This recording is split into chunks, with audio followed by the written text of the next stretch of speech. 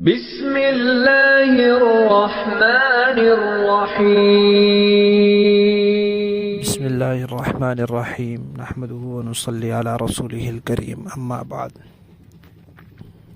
گزشتہ 3 حصوں میں ہم یہ بات سن چکے ہیں کہ زکوٰۃ اور قربانی کے نصاب کے لیے 5 چیزیں دیکھی جاتی ہیں۔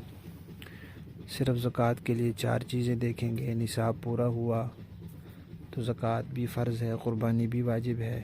اگر 4 میں نصاب پورا نہ ہوا تو زکوٰۃ فرض نہیں ہے، البتہ 5ویں چیز ضرورت سے زائد سامان دیکھیں گے۔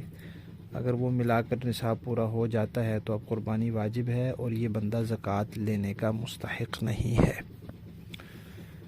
تو ان 3 حصوں کی تفصیلات سے ہمیں یہ معلوم ہو گیا کہ چیزیں کل 5 ہیں: سونا، چاندی، نقد رقم، کاروبار کا سامان اور ضرورت سے زائد سامان۔ اور لوگوں کی قسمیں 3 ہیں۔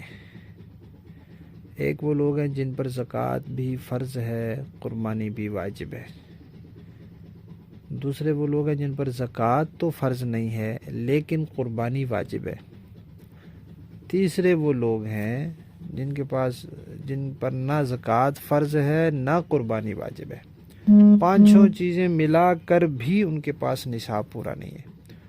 سونا اگر ہے تو وہ بھی ملا لیا، چاندی ہے تو وہ بھی ملا لی، بچت رقم بھی ملا لی، کاروبار کا اگر سامان ہے اس کی مالیت بھی شامل کر لی، ضرورت سے زائد سامان کی مالیت، سارا کچھ ملا کے بھی ان کا نصاب 52.5 تولہ چاندی کو نہیں پہنچا تو یہ فقراء ہیں۔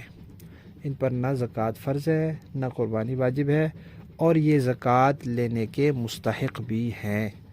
اگر یہ زکوٰۃ ان کو کوئی دے گا تو زکوٰۃ ادا ہو جائے گی، اور اگر یہ ان میں کوئی کمانے والا نہیں ہے، کما نہیں سکتا، بیوہ ہے، بوڑھی خاتون ہے، معذور ہے یا کمائی کے باوجود اس کی ضروریات پوری نہیں ہو رہی تو وہ اگر زکوٰۃ لینا چاہے تو زکوٰۃ لے سکتا ہے۔ ایسے لوگ زکوٰۃ کے مستحق ہیں۔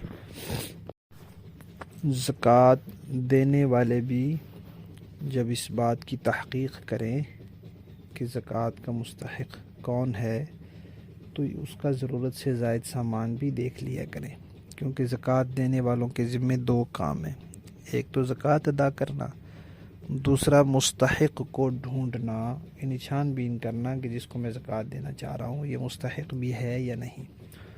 تو صرف اس کے پیسے نہیں دیکھنے، صرف کاروبار کا سامان نہیں دیکھنا، صرف سونا نہیں دیکھنا، بلکہ اس کی ضرورت سے زائد سامان بھی دیکھنا ہے۔ اگر وہ ملا کر نصاب پورا ہو جاتا ہے تو پھر یہ بندہ زکوٰۃ کا مستحق نہیں ہے۔ اگر ہم اسے زکوٰۃ دیں گے تو زکوٰۃ ادا نہیں ہوگی۔